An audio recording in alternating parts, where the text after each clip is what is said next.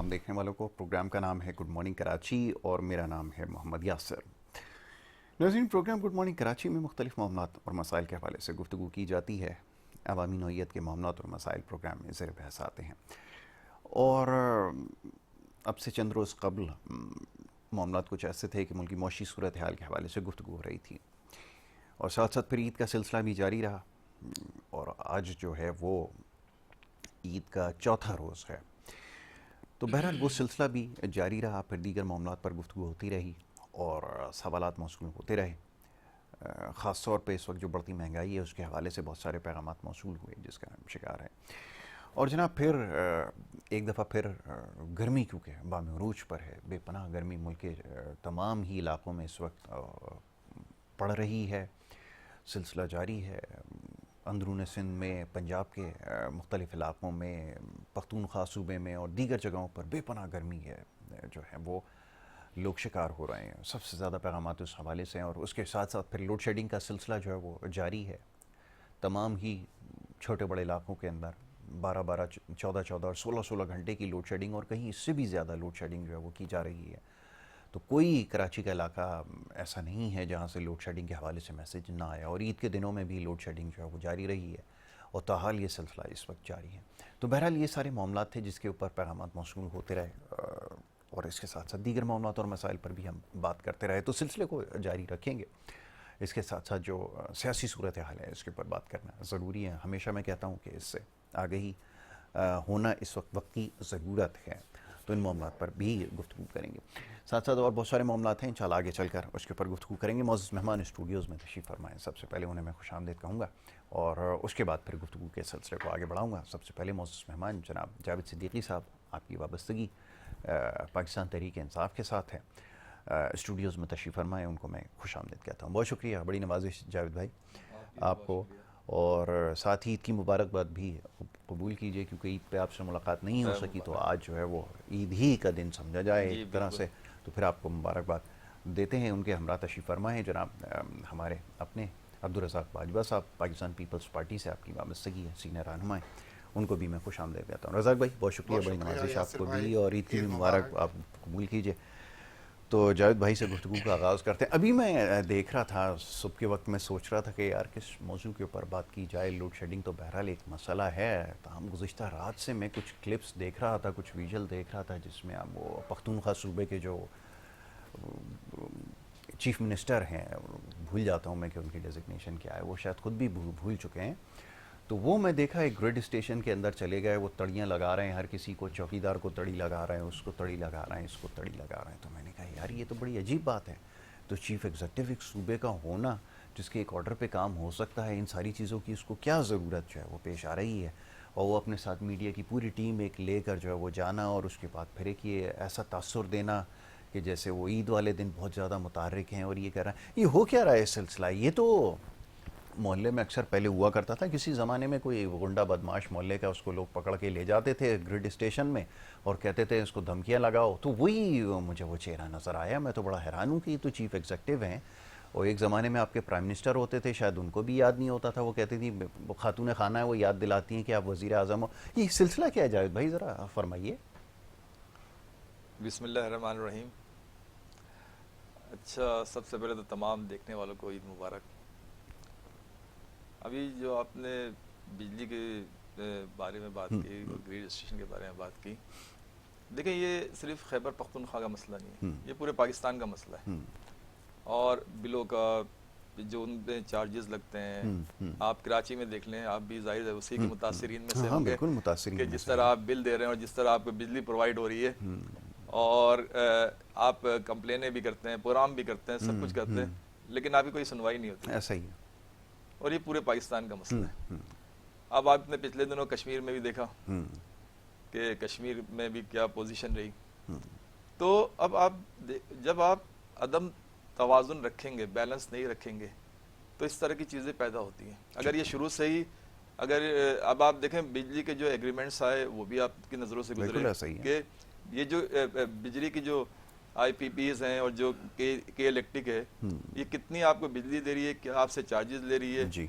ये अब कोई ढकी छुपी बात बिल्कुल नहीं, ऐसा दुनिया भर में सामने इसका आ चर्चा चुकी है। है ना कि उसका मालिक कौन फिर था, आप उसके ताल्लुकात किसके साथ थे, तो किसके लिए फंड रेजिंग करता अब था। जो है कश्मीर का आप ले लें कि कश्मीर में भी यही मसले हुए थे, उधर भी रेट बहुत एकदम से उन्होंने रेट हाई कर दिए थे और फिर उसको 10 रुपए पे लेके आ गए। अब आप मुझे बताएं कि एक जगह बिजली मिल रही है 10 रुपए और वही बिजली जब कराची आ रही है तो यहाँ पे आके उसके रेट 50 रुपए हो जाते हैं या 60 रुपए हो जाते हैं और उस पर भी लोड शेडिंग, उस पर भी लोड शेडिंग। तो अब ये जो चीज़ें, ये जो पॉलिसियाँ, नाकिस पॉलिसियाँ थी, जो आप नवाजने की पॉलिसियाँ थी, तो देखिए आवाम तो सरापा एहतजाज आज से नहीं है, ये अरसे से, लेकिन उसकी रसाई क्योंकि उन इदारों तक नहीं थी। वो ज़्यादा से ज़्यादा रोड पे निकलते थे, ट्रैफिक जाम कर देते, पथराव कर देते। ये तो एक पुराना एक आपने भी देखा होगा, कराची में भी ये एक अरसे दराज से ये सब चीज़ें चल रही थी और जो दूसरे शहर थे जहाँ जहाँ प्रॉब्लम थे। लेकिन अब क्योंकि उनके नुमाइंदे जो हैं वो एक ये कहना चाहिए कि हकीकी उनकी नुमाइंदे ही कर रहे हैं कि जब आप कश्मीर में 10 रुपए की दे सकते हैं और दूसरी जगह दे सकते हैं तो फिर हमारे साथ भी वही रवैया इख्तियार करें। क्योंकि देखें इस वक्त मौसम जो है, आपने इस गर्मियों में देखा कि जो पोजीशन थी गर्मी की, उसमें जो ब्लड प्रेशर और शुगर के मरीज़ हैं उनका जो आपको पता है कि बहुत ज़्यादा गर्मी हो या बहुत ज़्यादा सर्दी हो तो उनकी पोजीशन बिल्कुल ऐसा ही। ज़ाहिर है कोई भी, हर आदमी एसी अफोर्ड नहीं कर सकता, हर आदमी की पक्की छतें नहीं होती कुछ। तो अब ये तो ज़िंदगी का मामला हो गया।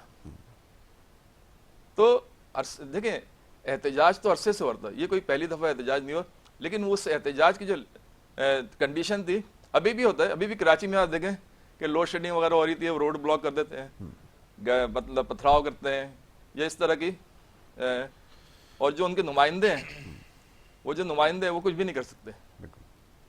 तो ये अमल, ये खैर कोई इतना अच्छा तो नहीं कराएंगे, लेकिन इदारों को भी सोचना पड़ेगा कि अब आवाम पे जो इस्तेहसाली जो उन्होंने कानून लागू किए हैं, क्योंकि आप देखें वहाँ पे मराहत और तनख्वाहें देखें, खर्चे देखें, इनकम देखें और फिर उसकी बिजली की तरसील और फिर वो आवाम के जो मामलात हैं वो देखें, तो इसमें जाहिर सी बात है फिर आपके पास क्या ऑप्शन रह जाता है। तो इसके लिए फिर चीफ एग्जीक्यूटिव ने इंतहाई कदम उठाया और ख़ुद जो है वो हल्ला बोल दिया।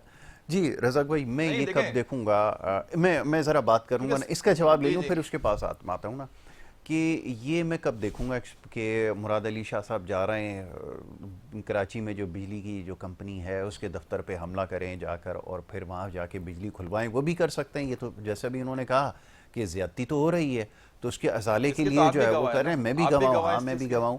तो ये कब करेंगे ये बताइए कि वो हमला करें उसके ऊपर, अपने लोगों के साथ जाएं, धमकियाँ दें कि मैं बटन दबा दूंगा तो पूरा वफाक बंद कर दूंगा, मैं ये कर दूंगा, मैं वो कर दूंगा। वो धमकियां देते हुए ये भी भूल गए कि बहुत सारी जगहों पर तो ऐसी बात कह गए जो रियासत के बिल्कुल अगेंस्ट जाती है, जो एक बहुत बड़ा जुर्म है। लेकिन ये लेकिन फिर भी लोग अब जैसे ही कह रहे हैं ना, लोगों की ख्वाहिश है क्योंकि ज्यादती हो रही है। अब बताइए। बहुत शुक्रिया यासिर साहब, आपने कराची और चीफ मिनिस्टर सिंध के बारे में भी मुझसे वही सवाल किया जो मेरे भाई के साथ KPK के चीफ मिनिस्टर साहब के लिए। देखिए पाकिस्तान पीपल्स पार्टी के जो कारकुनान हैं, चाहे वो चीफ मिनिस्टर है, चाहे वो MPA है, चाहे वो MNA है, चाहे सियासी कारकुन है, चाहे हम जैसे निचले दर्जे के भी सियासी कारकुन, तो मैं समझता हूँ कि वो तरबियत याफ्ता है। उन्होंने पहले हमने क्लास KG1, KG2, KG3, फिर 1, 2, 3, 4, 5, 6, फिर हमने मैट्रिक किया, फिर इंटर किया, फिर BA किया, फिर ग्रेजुएशन की। हम पाकिस्तान पीपल्स पार्टी को आपने ये जो यूथिया पार्टी के चीफ मिनिस्टर से मिला दिया, तो ये एक बड़ा ताज्जुब सी बात है। मुझे जवाब देने में भी हंसी आ रही है। अब देखिए जो मुराद अली शाह साहब हैं, जो चीफ मिनिस्टर सूबे के हैं, किस कदर संजीदा आदमी। आपने कभी उनके मुंह से किसी दूसरे चीफ मिनिस्टर, सूबे के चीफ मिनिस्टर या प्राइम मिनिस्टर इमरान खान, हालांकि उन पर सब तनकीद भी करते हैं, सब तारीफ भी करते होंगे, कभी नहीं, हमारी तरबियत में शामिल नहीं है कि किसी ये सुल्तान राय बनना और वो गंडासा हाथ में पकड़ना। और वो अब देखें वो चीफ मिनिस्टर साहब हैं KPK के। मैं गंडापुर साहब से मेरी छोटी मोटी मुलाकातें रही हैं किसी दौर में। तो वो गैर संजीदा शख्सियात हैं, वो उन्हें वो ओरिजिनल रियल जो है वो यूथिया है, जिसको जो तरबियत, अगर जिन लोगों को तरबियत का असर हुआ था तहरीक इंसाफ की, वो उनमें शुमार थे, यानी वो बहुत अहम सफ़ों में थे उस वक्त। अब देखिए आप जिस तरह की तरबियत होगी, अब चीफ मिनिस्टर को ये जचता है कि ईद वाले रोज़ अब फुल प्रोटोकॉल में, ताकत में, और वही सोशल मीडिया के अपने जो वहाँ, क्योंकि उससे एक रोज़ कबल परवेज़ खटक साहब वहाँ से गुजर रहे थे, मुजाहिरीन ने नौशेरे में उन्हें रोका और शदीद एहतजाज किया कि देखें ये क्या हो रहा है हमारे साथ। तो उन्होंने एक लफ्ज़ कहा था कि आपने जो जज्बात में आके जिन्हें वोट दिए हैं, तो जाहिर है अब आप अपनी तैयारी करें इस किस्म के मामलात के लिए। अब मैं क्या कर सकता हूँ, आपने वोट दिया है, उनसे जाके एहतजाज। तो अब जब इन्होंने ये सुना कि परवेज़ खटक साहब ये बातें करके गए, तो ये उसको काउंटर करने के लिए काउंटर करने के लिए देखिए वहाँ जाके रेलवे स्टेशन में आप जा रहे हैं, हाथों से बटन मार रहे हैं, चौकीदारों को भगा रहे हैं, जो वापडा का एक रियली जो मंजी भी उधर डालकर मैंने देखा, अपने बंदों को कहा इधर ही बैठ।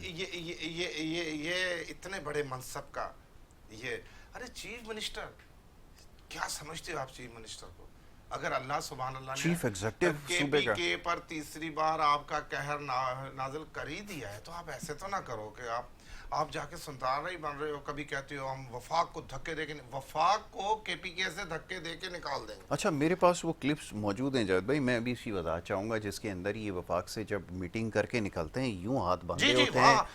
Yes sir, you are right, आप बिल्कुल ठीक कह रहे हैं सर, सैल्यूट कर रहे होते हैं, ये कर रहे होते हैं, मुलाकातें इधर वापस आते हैं, धमकियां लगाते हैं। आप प्राइम मिनिस्टर से इनकी अच्छे बच्चे बन जाते हैं वहाँ जाके, बिल्कुल बामुलायजा होशियार हो जाते हैं। ठीक है, आप लेकिन बाहर निकलते ही वो 4 कैमरे वाले साथ रखे होते हैं, वो शुरू हो जाते हैं कि अभी सुल्तान ही आ गया बाहर। अच्छा, मुझसे भी जवाब ले लें। जी, जवाब नहीं। अभी इन्होंने माशाल्लाह बड़ी अच्छी, लेकिन अब इन बातों में मैंने तो उनको टोका है कि क्यों नहीं गए चीफ मिनिस्टर भाई। कराची में भी, अंदरूनी सिंध में भी कभी हमने इस किस्म की लैंग्वेज इस्तेमाल नहीं की। तो ये बात ही नहीं करेंगे कि सिंध पे जितनी बात हो चुकी है, जितनी करप्शन की बात हो चुकी है, जो पार्टी, मैं तरबियत की बात कर रहा हूँ। अरे सर, जो करप्शन करता है उसकी कोई तरबियत नहीं होती, तरबियत उसकी होती है जो हमें नुमाइंदा होता है आवाम के। कौन है तहरीक? ना घड़ी छोड़ी है आप लोगों ने, ना कालीन छोड़ा, ना अब तो ये बातें नहीं करें, अब तो शर्म करें कुछ, क्योंकि तोशा खाने की जो रिकॉर्ड आया है, जो 20% पे हमने तो फिर 50% कर दिया, और जो चीजें थी वो उस पे तो अब आपको शर्म आनी चाहिए कि आपने केस जो आप केस खोलते हैं उल्टे आपके ऊपर जाते हैं। अच्छा, उसको छोड़ दें, उसको छोड़ दें। अभी बिजली के बाद बिजली के बिलों पे बात हो रही थी, तो उसी को मौजूद बनाया जाए, बताएं। ये कर नहीं सकते। उसकी वजह ये है कि के इलेक्ट्रिक का जो एग्रीमेंट्स है वो इन्हीं के दौर में, इन्हीं की गवर्नमेंट में हुआ था, और जो आज इस्तेहसाल हो रहा है कराची की आवाम का, जो आप एग्रीमेंट की बात हो रही है। अच्छा चले, आप मुझे एक बात, नहीं आप मुझे एक बात है, इमरान खान के दौर में के इलेक्ट्रिक के यूनिट के चार्ज नहीं, सही है, सही थी ना, कितने यूनिट के चार्जेस कितने थे? यूनिट चार्जेस पीटीआई के दौर में कितने यूनिट? मैं आउट ऑफ टर्न जो बेनिफिट्स और जो रिकवरी स्कीम में दिया गया था वो खोल दूंगा, फंस जाएंगे आप, ना चाहें उस तरह। नहीं सर, मैं इंडस्ट्री से मेरा ताल्लुक है, मैं आपको बता रहा हूँ, नहीं आप यूनिट कॉस्ट के ऊपर नहीं कर सकते। जो काम हुए हैं ना आउट ऑफ द वे, जाके उस वक्त प्राइसेस इन्फ्लेट नहीं कर रही थी, लेकिन फिर भी आपकी प्राइसेस उस दौर में इन्फ्लेट की हैं। अगर आप इससे करेंगे तो आप पिछले दौर से मुकाबला करें, तो फिर 2013 से पहले, आपके दौर आने से पहले तो और कम था, आपके दौर में तो महंगा हो गया। फिर 80 से शुरू कर देना, फिर 80 से शुरू कर दें। नहीं तो बात 80 से नहीं है, गवर्नमेंट आई थी, चल रही थी, इसको बुनियाद नहीं बना सकते ना। की शरह कितनी थी, बेरोजगारी की शरह कितनी थी, तरक्की की शरह क्या थी, फिर जब इनके 3 दहाइयां कंप्लीट हुई उस वक्त, तो फिर पिछला दौर अगर शुरू करना है आपके दौर से तो फिर भी बेहतर थी सर। अब 2013 में तो आपसे बेहतर थी। एक तरफा बात करें, नहीं एक तरफा बात नहीं कर रहा, आपने इदारे मैं फिगर बता रहा हूं ना, मैं फिगर दे देता हूं। मसनूई तरीके से मुल्क को चला के सब्सिडी दे के, अरे मसनूई तरीके से लोड शेडिंग नहीं थी मेरे भाई जावेद भाई, आप तसल्ली से सुने। जब आप आए हैं उसके बाद लोड शेडिंग स्टार्ट हुई है, पूरे पाकिस्तान से लोड शेडिंग का खात्मा हो चुका था। हमारी एनर्जी की जो प्रोडक्शन थी, हम सरप्लस के अंदर जा चुके थे, हमारे पास कोई ड्रोन हमले नहीं थे, कोई लॉ एंड ऑर्डर की सिचुएशन नहीं थी। आपको जब मुल्क दिया गया था तो उस वक्त we were heading towards 8% GDP, और फिर जब आप आए तो उसके बाद नेगेटिव में जीडीपी चली गई। ये आप थोड़ी किसी को वो जस्टिफाई कर सकते हैं। आप तो खुद बोलते हैं वो जी कोविड आ गया था तो हम बच गए थे। जस्टिफिकेशन देने के लिए फिर आपको फिगर्स देने पड़ेंगे ना, वो बताएं देखिए, ना, मसला वो ये है। बताएं। अच्छा, 2013 से पहले आप कहते हैं चलें, मुल्क उजड़ा हुआ था, आप कहते हैं मुल्क तो आपको सही मिला था। 3.5 साल, देखिए 3.5 साल को नहीं, मैं ये नहीं कह रहा कि 3.5 साल में आपने कुछ भी नहीं किया। मैं तो कह रहा हूँ मवाजना नहीं कर सकते। 3.5 साल को इतना बड़ा पीरियड नहीं होता कि उसमें बहुत सारी गलतियां हो या बहुत सारी चीजें हो। नहीं बिल्कुल, इतनी भयानक गलतियां हुई हैं। ये क्या बात हुई है कि इतनी गलतियां? उसके बाद के 3.5 साल इकोनॉमी को तबाह कर दिया। पाकिस्तान बनाने आए थे। अरे सर, उसके बाद के 3.5 वो देखिए खुर्रम नवाज ने बताया। अब आप अच्छा। जो है एग्रीमेंट देखने के बाद अब तो कोई ढुकी छुपी बात नहीं, उस पर बात भी आप करें तो फिर कौन सा एग्रीमेंट?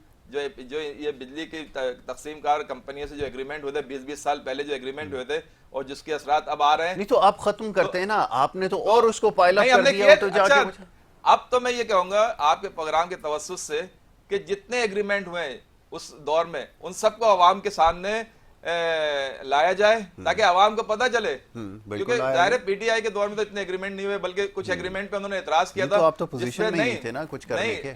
आपने तो वजीर ही बना दिया था उन्हें सर, लेकिन उस दौर में मिनिस्टर बना जब दिया वो था, वजीर एडवाइजर बना जब दिया वो था। वजीर था सब था, जब के इलेक्ट्रिक यहाँ पे लोड शेडिंग इतनी नहीं थी लोड शेडिंग नहीं थी उसकी रही है जिस बंदे की, उस वक्त यूनिट था 25 रुपए, मेरे ख्याल से 22 या 25 रुपए यूनिट था। चले कितने, और उसके बाद अब 3.5 साल में जो मुल्क का हाल हुआ है वो किसी ढका छुपा नहीं है। अगर ये हाल नहीं होता तो शायद अवाम, अगर आप बहुत अच्छे कारकर्दगी दिखाते, क्योंकि आपने महंगाई के खिलाफ उस वक्त आपने रैलियां निकाली, सब निकाले, लेकिन जब पावर आपके हाथ में आया तो आप कुछ कर नहीं सके। क्यों? जबकि आप तो तजर्बे का थे, 3 दहाइयों का आपको तजर्बा था, सारे आपके लोग इदारों में बैठे थे, सब कुछ था। तो लेकिन उसके बाद आपको क्यों नजर आ रहा था कि अब हमारी सियासत खत्म हो रही है? तो इन 3 सालों में जो मुल्क का हाल हुआ है और जो निगरान गवर्नमेंट को आपने पावर दिया, और फिर निगरान गवर्नमेंट ने भी उस पावर का, जो अभी आपने गंदम का स्कैंडल सुना जो आया, ये पहला ही निगरान गवर्नमेंट थी कि जिसके दौर में कोई स्कैंडल आया, वरना इससे पहले निगरान गवर्नमेंट हर दफा बनती है और इलेक्शन करवाती चली जाती है। तो आपने अपने दौर में, और निगरान जो वजीर जो काबीना लेके आए उनको इख्तियारात देके आपने 3 साल तक रच के लूटा, और आज जो बजट आया वो आपके सामने, उसमें जो जिस तरह आवाम के ऊपर टैक्सेस लगे, तो ये सब किसी ढकी छुपी नहीं है। अगर मैं बार बार यही कहता हूं कि चंद लोगों के फैसले के बजाय अगर अवामी राय का एहतराम किया जाए तो फिर ये सारे राय का खत्म एहतराम हो की जाए। बात ना बड़ी अजीब लगती है कानों को मेरे, क्योंकि आप 2018 के अंदर अवामी राय का एहतराम करते तो आप नहीं होते। अच्छा जी, अब बताइए। नहीं, हम हाँ, अब मैं रज़ाक भाई की बारी है ना, अब जवाब उनसे ये तो कहीं नहीं रहे कि हम हो या ना हो। अब ये कारकर्दगी हम की तो बात सिर्फ बता ये रहे कह हैं। रहे अब हैं उनकी कि बारी है ना, अब उनकी 75 बारी साल है। में पहले बुनियादी रज़ाक भाई, जरूरियात जो आपने नहीं दे सके, हाँ। अब शुरू कर दें। अब अब शुरू आप कर दें। ताकि अगर मेरे पास पानी हाँ। आएगा, मेरे पास मैं जवाब वो बिजली देंगे ना, होगी, मेरे जवाब पास वो सेहत देंगे। होगी, जी, रज़ाक तो मैं भाई, फिर फरमाइए। उन्हीं को वोट दूंगा।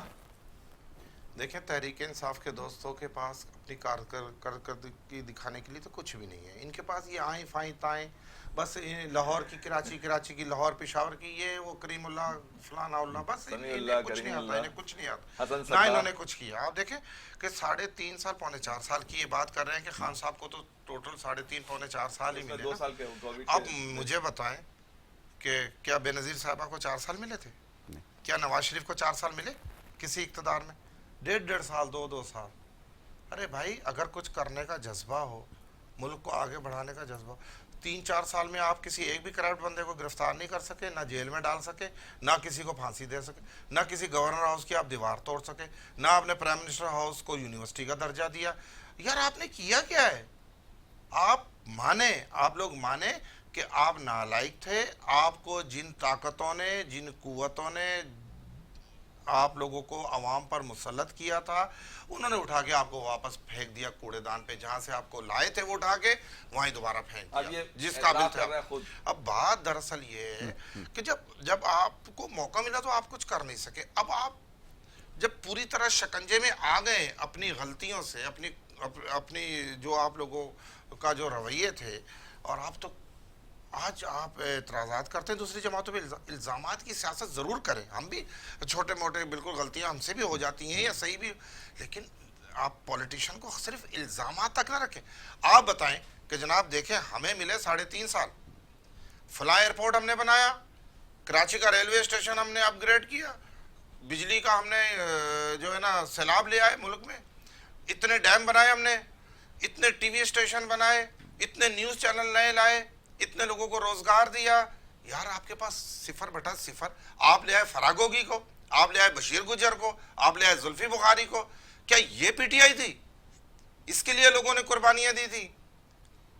और देखें, अच्छा और जो मैं अपने हमें आप हमारा क्या नुकसान करेंगे और क्या करने के लायक हो आपने तो अपना तबाह किया। 25 साल इमरान खान ने नौजवानों को झूठे दावे कर करके अपने पता नहीं कौन कौन से कलामात सिखा के उनको अपने पीछे लगाए रखा।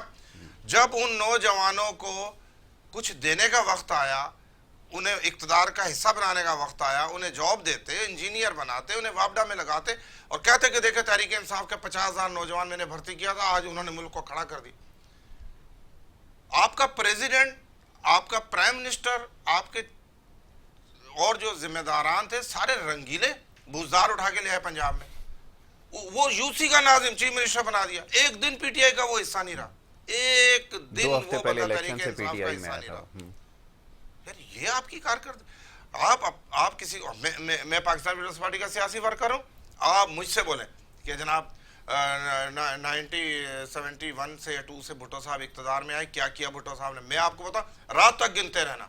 फिर आप कहें कि बेनज़ीर साहब आए 88 में इक़्तिदार में, रज़ाक बताएं क्या किया, फिर मैं आपको 1 घंटा और बता सकता हूँ क्या क्या किया। फिर आपने किया खिलाया कुछ भी नहीं है, आता जाता कुछ भी नहीं है। आप ऐसी कम तैसी करने आए थे इस मुल्क की, आप लोगों ने कर दी। अब जो संभाला दे रहे हैं, अब हम संभालना चाह रहे हैं तो हमसे वो संभाला नहीं जा रहा।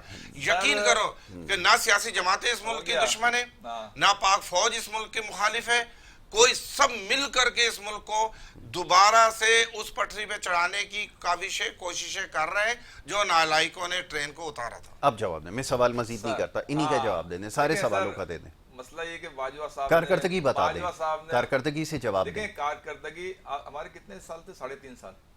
सबको 1.5 2 साल मिले ना। आप बताएं आपने क्या किया? 3.5 साल थे और 3.5 साल में 2 साल कोविड के थे, जिसमें पूरी दुनिया की मईशत खत्म थी। मतलब कि सिर्फ सिवाय खाने पीने उसके अलावा पूरी दुनिया में। अच्छा एक चीज की मैं एक काम बता दें जावेद भाई, एक काम बता दें।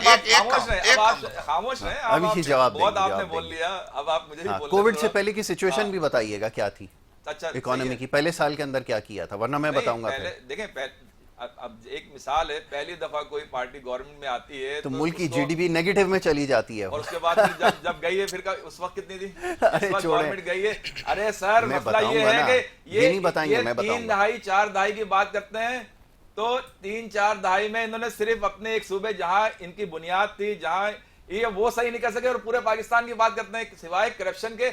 आप मुझे बताएं कि जो कुछ नहीं है बताने को, बस यही। आप मुझे बताएं कि गडाफ टाउन मशहूर है, गडाफ टाउन, और उसके जो अभी एसएसपी साहब थे पिछले दिनों, उनके जो दुबई लीग्स में भी आई है, राव अनवार साहब, जो बच्चे थे जरदारी साहब के। अच्छा, दूसरी अयान अली, ये कोई ढकी छुपी बातें नहीं है, तो मीडिया की बात है। बहुत से लोग तो ऐसे होंगे जो गुमनाम होंगे, जो मंजर आम पे नहीं आए। कराची की का जो बिजनेस कम्युनिटी है आज वो काम क्यों नहीं कर रही? आपके इतने सुनहरे दौर के बाद, आपके इतने सब के बाद, उसकी वजह यह है कि आपने जिस तरह इधर जो 2 पार्टियां थी, भैया अपनी कारकर्दगी बता दें। आप लोगों ने 3.5 साल में क्या किया है? हमने कुछ नहीं किया, लेकिन हमने 2024 में कराची का एक नाला साफ करने के अलावा तुम्हारे पास क्या है? वो भी पाक फौज ने किया था, FWA ने किया था। तुमने क्या किया आप बताओ? प्लानिंग हुकूमत ने की थी, हुकूमत ने आप बताओ कांटेक्ट किया, और आप देखें नाला कोई अस्पताल बनाया बताओ। उससे पहले क्या होता था? बारिशें आती थी, फंड पास होते थे, करप्शन होती थी, वो भी मैंने याद करवा दिया, करप्शन होती थी। मतलब कहने का यह कि इनके खाते में करप्शन के अलावा कुछ भी नहीं है।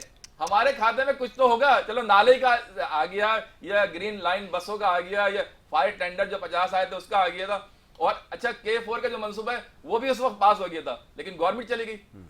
जो इक्तिसादी राब्ता का यार आपने अपनी गवर्नमेंट में किया क्या? अप्रूव हो गया था, अप्रूव हो गया था, नहीं हुआ था। अब क्रेडिट के ले रहे हैं। आखिरी मीटिंग के अंदर जब सारे चीफ मिनिस्टर थे, अप्रूव नहीं अच्छा, फिर इनकी सिर्फ एक कारकर्दगी 471 से ये बता रहे हैं, मुझे बता दें 71 से लेके अब तक कराची में जो पानी जो वाटर बोर्ड की सिचुएशन है, जो पानी की सिचुएशन है, बहुत अच्छी है, बहुत ज़बरदस्त है कि लोगों को पानी की जैसी बुनियादी सहूलत मिल रही है। सर आप पानी जैसी बुनियादी सहूलत और सफाई जैसी बुनियादी सहूलत फराहम नहीं कर सके और दावे कर रहे हैं कि हमने पाकिस्तान को कहाँ पहुंचा दी। अब जो काम हो रहे हैं, अब जिस वक्त जो काम हो रहे हैं वो सिर्फ और सिर्फ इमरान खान के खौफ की वजह से हो रहे हैं। इन्हें पता है कि अगर हमने अब आवाम को डिलीवर नहीं किया तो ये आवाम 2024 में अपना फैसला दे चुकी है। जो हमने धांधली करके चेंज करवाया, जो हाँ जैसे 18 में करवाया था, अच्छा 18 में आप जो भी कह लें, लेकिन आरटीएस बंद कर दिया था। तो सही सर, हम तो उस वक्त पहले भी मैं आपके बुरा हूँ कि लोगों के एमपीएस पकड़ के जहाजों में बिठाए गए। हमारी तो 2013 में 9-0 पे पिटाई भी लगी थी। एमकेएम ने अपने जिम्मेदारान को मारा था कि उनका वोट कैसे बढ़ गया। हमें तो 2013 में ही पड़े थे, 2018 में ही पड़े थे, और 2024 में तो अगर सही रिजल्ट आ जाता तो आज इनके ऊपर से एस्टेब्लिशमेंट हाथ उठा ले। तो मैं कहता हूँ अच्छा, अब पार्टी एक की चीज हुकूमत का ही नहीं बन तस्करा सकती, मैं बात की क्योंकि बात पीपल्स मान पार्टी रहा ने हूँ, 3-4 दहाइयों में सिंध का जो अच्छा, हाल अब किया, मुझे एक कराची सवाल जो का हाल जवाब किया, दें, वो वक्त किससे कम है ना, पूछा- दूसरे मौजू की तरफ आते हैं ना। अब ये जो बार बार लंदन प्लान का जो तस्करा होता है कि वो लंदन प्लान था, वहाँ बैठ के ये डिसाइड हुआ, वो अब ये तय हो गया है कि लंदन में कोई प्लान बना था अभी तक, क्योंकि ये समझ में नहीं आया कि वो मामला हुआ कहाँ से था। पहले कहा कि वो अमेरिका ने साजिश कर दी थी, वो अमेरिका का पता चला, वो बाद में नहीं अमेरिका का हमने गलत नाम ले लिया था, तौबा तौबा। वहाँ पे फिर वकील हायर किए, वहाँ पार्टियों को पैसे दिए, लॉबिंग करो, इनके खिलाफ स्टेटमेंटें दिलवाओ, हमारे लिए सेनेटर्स को इकट्ठा करो, पैसे दिए ना उसके, तो जा रहे हैं अभी भी। हाँ छुपा भी नहीं सकते ना मीडिया, अब तो इलेक्ट्रॉनिक में जो जरदारी हाँ नहीं, मेरा सवाल तो सुन लें। हाँ मैं आ रहा हूँ, उसी तरफ आ रहा हूँ, सुने तो सही। तो ये लंदन प्लान की बात हो रही थी, अब कौन सा प्लान है जिसके ऊपर आप समझ रहे हैं कि काम हुआ, जिसके बाद ये हुआ? कोई एक बात तो आज करके जाए ना, ताकि मैं समझूं कि हाँ यार अमेरिका का जो साइफर केस था उसका आपने अभी देख लिया कि अमेरिका उसकी तो कुछ हुई नहीं ना, उसकी तो अभी तो तहकीकात ही नहीं हुई सही। अमेरिका से शुरू हुआ था कि मेरी गवर्नमेंट अमेरिका ने गिराई। मुहसिन नकवी पे वहाँ की पार्लियामेंट ने खुद डोनाल्ड ल्यू जो थे उनको कहा जाए मिले, माफी मांगे। किससे माफी मांगे? खान साहब से।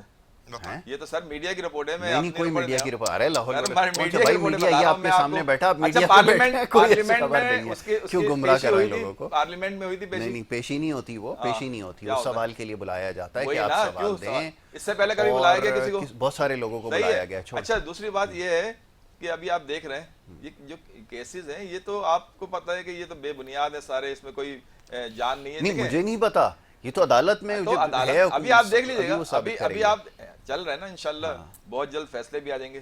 तो फिर नहीं मेरी तो रिजर्वेशन अपनी जगह मौजूद है ना, कि वो चिट्ठी लहरा रहे थे, उसके बाद उन्होंने कहा वो नहीं है, वो आज तक मंजर आम पर नहीं आई। तो आप ये देखें, मैं तो सवाल आप ये देखें हुकूमत के, देखें वजीर आजम सिर्फ अकेला फर्द नहीं होता, नहीं पूरी टीम जिम्मेदार है आपकी, ये बात सही है। उसके साथ एडीसी भी होते हैं और बहुत सारे, आप देखें आजकल हमारी जितनी भी मीटिंगें होती हैं। सवाल का जवाब नहीं है, सुन ले ना, जवाब देना। तो कहने का मकसद ये है कि खास साहब कहते हैं, जैसे इन्होंने तोशा खाने ये उसकी जावेद साहब अपनी कारकर्दगी बताएं यार। सर हमारी कारकर्दगी तो आवाम ने हमें, मैं आपको एक आवाम ने हमें करोड़ों वोट दिए, ये हमारी कारकर्दगी। आप अपनी आप सिंध की कारकर्दगी बता दें। पानी अब तक कराची को क्यों नहीं मिल रहा, जबकि पानी 90% टैक्स दे रहे हैं। आप पाकिस्तान की बात ही नहीं करें, आप तो सिर्फ अब जो बोलने का मौका देना, अब आप बोलते रहेंगे, जवाब कैसे देंगे? आ जाए नहीं सर, आ जाए पाकिस्तान में नहीं, आप अपने आ जाए। देखिए कराची 90% टैक्स देने के बाद आज तक पानी से महरूम क्यों है? पानी की चोरी तक में तो आप मुलव्विस हैं। 1971 में जब हमारी गवर्नमेंट बनी थी, सिंध गवर्नमेंट बनी थी, और कराची में जितने तरक्याती काम हुए, ये मैं इस वजह से नहीं कह रहा कि मैं पाकिस्तान पीपल्स पार्टी का कारकुन हूँ। आप रिकॉर्ड आपके पास मौजूद है, आपके पास सारा कुछ मौजूद है। आजकल नेट पाकिस्तान पीपल्स पार्टी के अलावा इस शहर में अगर कोई, शारा फैसल पाकिस्तान पीपल्स पार्टी ने बनाई, शारा फैसल एयरपोर्ट की एक कच्ची सड़क होती थी, हमने इसका डबल किया। वाटर का जो निज़ाम है सारा पाकिस्तान पीपल्स पार्टी के दौर में हुआ। तो ये जितने बड़े हॉस्पिटल बने हैं कराची में, सरकारी जितने भी सरकारी हॉस्पिटल हैं, वो चाहे सिंध गवर्नमेंट के मुताहिद हैं, वो सारे के सारे भुट्टो साहब की तख्तियाँ आज भी लगी हुई हैं उन अस्पतालों पर। उसके बाद आप मुझे ये बताएं कि हमारे अलावा देखें कि जी 30 साल इस शहर पर एमकेएम का भी राज रहा है, आप मुझे बता दें कि उन्होंने कोई बड़ा हॉस्पिटल, ये आबासी अस्पताल जुल्फकार अली भुट्टो का बनाया हुआ है, इसका क्रेडिट अल्ताफ हुसैन 4 दिन वहाँ सो के नहीं ले सकता कि मैं भी वहाँ रहा हूँ कमरे में। तो बात असल में ये, Sindh government, Liaquatabad hospital, new Karachi hospital, Korangi hospital, सारे हॉस्पिटल तो पाकिस्तान पीपल्स पार्टी ने बनाए। और जब आज भी अल्हम्दुलिल्लाह पाकिस्तान पीपल्स पार्टी की गवर्नमेंट है सूबे में, आज भी आप देख लें कराची के जो बड़े हॉस्पिटल है, जिना अस्पताल में ट्रामा सेंटर है, कैंसर का इलाज हो रहा है, सिविल अस्पताल में आप देखें लाखों लोग, हजारों लोग रोजाना 20-20, 30-30 हजार लोग इलाज के लिए आ रहे हैं। तो ये पाकिस्तान पीपल्स पार्टी से आप हाँ, ये कहना कि कराची में पानी की शॉर्टेज है, बिल्कुल है, इसे कौन नहीं मानता। उसकी वजह है नहीं, इसका तदारुक कैसे किया जाएगा, इसको कैसे ठीक किया जाएगा, कराची क्योंकि ये तो अब देरीना मुतालबा है। कराची में नहीं देखिए, चोरी भी होगी, मैं बिल्कुल मैं इसका दिफा नहीं कर रहा हूँ, होगी। हमारे पाकिस्तान पीपल्स पार्टी में या हमारी हुकूमत में भी ये कोई फरिश्तों की जमात नहीं है भाई, हम भी गुनाहगार हैं, लेकिन ऐसे गुनाहगार नहीं है जैसे आप लोग। पूरी कौम जानती है। अब बात ये है कि जिस वक्त कराची में पानी की शॉर्टेज हो रही है 10-15 सालों से, 20 सालों से, आपने कभी ये अंदाजा लगाया कि कराची की आबादी किस तरह से, कराची बेहंगम तरीके किस से तरह बढ़ रहा है। आप देखें कि कराची बलोचिस्तान में चले गया है, घुस गया है, और आप देखें कि इधर आप कराची हब चौकी क्रॉस करता जा रहा है यार। आप सरजानी चले जाएं, पहाड़ों पे लोग आबाद हो गए। आप अब हम कहीं भी 4 ईंटें लगाकर बस्ती कायम कर लें, चले उसकी लीज भी ले लें, चले हम ही दे दें, चले MKM दे दें, या आपने तो खैर अल्लाह ने आपसे तो ये नेक काम करवाना ही नहीं है, ना किया आप लोगों ने। ये वजह है कराची की आबादी का जो सैलाब है वो बेकाबू है।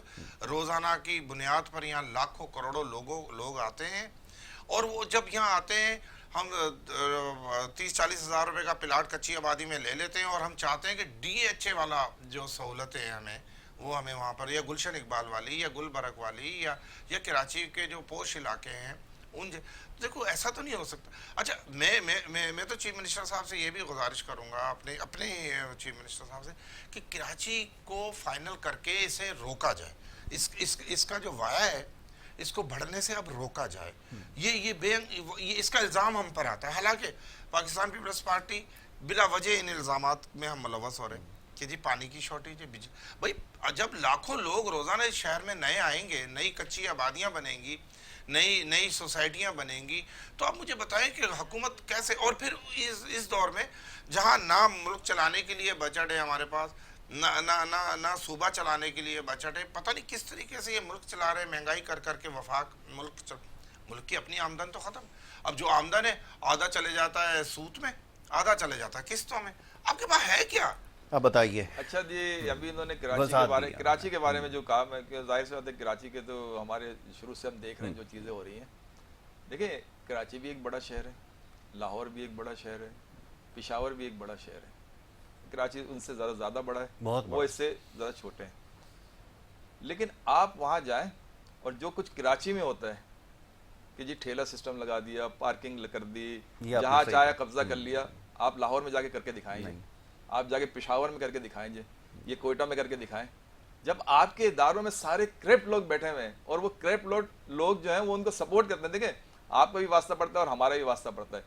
कोई भी कानून से आपने कोई निज़ाम नहीं बनाया, आपने यहाँ पे कोई, अच्छा फिर आप देखें कि अभी जो नूरियाबाद का हो रहा है, मैं अक्सर इसका जिक्र करता हूँ कि ये मंसूबा बहुत पुराना था, ये आज का मंसूबा नहीं था, ज़िया साहब के दौर में इसकी बुनियाद रखी गई थी, और ये अब क्या वजह है वो मंसूबा फेल हो गया था? क्या वजह? गडाफ टाउन में जो इल्ज़ामात लगते हैं, जो हाईवे की तरफ से जा रहे हैं, आप ट्रांसपोर्टर से देख लें, अक्सर और बेशतर वो हड़ताल करते रहते हैं, एहतजाज करते रहते हैं। क्यों करते हैं? सर आप करप्ट हैं, आपने करप्शन से इस सूबे को तबाह कर दिया, आपने उस सूबे को जो आपका पूरा जावेद भाई आप अपनी कारकर्दगी बता दें यार, सर हमने कुछ नहीं किया, हमें लोगों ने ऐसे ही वोट दे दिया, हमने कुछ नहीं किया, जो आपने किया हम वो बता रहे हैं। इस शहर को जो पूरा सूबा चलाता था, उस शहर को आपने आज क्या हालत उसकी बना दी कि आज यहाँ नौजवान गैर महफूज है। एक मोबाइल के लिए आप ना कानून की यहाँ सिचुएशन सही कर सके, ना जो अपना नाजायज तजवुजात थे जो आप कह रहे हैं कि वो हमने लीज दी। सर आपने पैसे लिए, रिश्वतें ली हैं, आप एक ठेले वाले के पास चले जाए, आप सर्वे कर लें, आप तो खैर मीडिया से आदमी है, कि कितना भत्ता कराची से रोजाना जाता है, क्यों नहीं कराची की ये जान छोड़ते? इसलिए धांधली करके आते हैं। क्यों? इन्हें पता है कि कराची सोने की चिड़िया है। आज इन्हें पता है कि एमकेएम यहाँ से खत्म, क्यों? एमकेएम और इनका तो पार्टनरशिप थी, उन्होंने भी चाइना कटिंग और दूसरी चीजें करी। आज यहाँ का बिजनेसमैन आप देख लें कि आज बिजनेस की क्या पोजीशन है, यहाँ से लोग किस तरह तेजी से बाहर मूव कर रहे हैं। तो सर आपकी कारकर्दगी ये थी, चले हमारी कारकर्दगी कुछ नहीं थी, तो कम से कम ये कारकर्दगी जिंदगी थी कि मुल्क को 3 दहाइयों में आपने जिस तबाही के दहाने पे लाके खड़ा कर दिया, और आप कहते हैं मुल्क को हमने ये कर दिया। अगर ये किया तो अच्छा, हमेशा बाजवा साहब बेनजीर भुट्टो फैमिली की बातें बताते हैं। सर 2007 से जरदारी साहब भी आपके लीडर बने हुए हैं, उसके उनकी क्यों नहीं बताते? उनकी अयान अली और जो दूसरी चीजें हैं और जो ग्रुप है उसकी जो चीजें आई हैं, जो अदालतों में प्रूफ भी हुई हैं और उनके अकाउंट्स भी मैच हुए हैं सारे। तो आप मसला कहने का ये है कि आपने अपने सूबे को चलाने, ये बड़ा भाई होता है, वो घर की काफिल होता है, जब आप उसी के खिलाफ साजिशें करेंगे, उसी शहर के खिलाफ, आपने सिंध तो बनाया नहीं, लेकिन जो चल रहा था, जो बना हुआ था, जहां के लोग काबिल थे, आपने उस शहर को भी बेड़ा गर्क कर दिया। और नहीं किया, हमने कोई काम नहीं किया, लेकिन लोगों ने हमें वोट, कम से कम हमने इस तरह इस मुल्क और इस सूबे को तबाह नहीं किया जिस तरह आपने यहाँ पे डाकू राज कायम कर दिया। आप देखें ना, ये अब किसी से ढकी छुपी बात नहीं, ये तो एक आम सी बात है कि यहाँ पे जो जिस तरह क्राइम की शरह बढ़ी है, वो मेरे ख्याल से पूरे पाकिस्तान में कहीं नहीं है। ठीक है, चलें जी, बहुत शुक्रिया जावेद सिद्दीकी साहब, अब्दुल रज़ाक बाजवा साहब, आपका बहुत शुक्रिया, दोनों मौजूद मेहमानों का। मुल्क की सियासी सूरत हाल के हवाले से गुफ्तगू हो रही थी और यही मामलात हैं जो ज़ेर बहस आ रही हैं। बहरहाल बात करना ज़रूरी है, मामला जारी रहेगा। वक्त हो रहा है ब्रेक का, ब्रेक के बाद दूसरा सेगमेंट जारी रहेगा। आप देखते रहिए हमारा प्रोग्राम।